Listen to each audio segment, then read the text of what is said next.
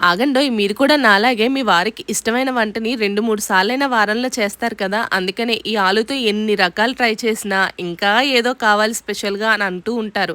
దానికోసం ఒక బంగాళదుంపని తీసుకొని తురుముకునేది ఉంటుంది కదా! దాని మీద స్లైసెస్‌గా అయితే కట్ చేసేసాను. స్లైసెస్ ఎలా వచ్చినా పర్వాలేదు. కొంచెం సన్నగా వస్తే సరిపోతుంది. తర్వాత వీటిని కూలింగ్ వాటర్‌లో వేసేసి కాసేపు పక్కన ఆరపెట్టేయాలి. తర్వాత ఇందులోకి పసుపు, ఉప్పు, కారము వేసుకోవాలి. తగినంత ఎక్కువగానే వేసుకోవాలి.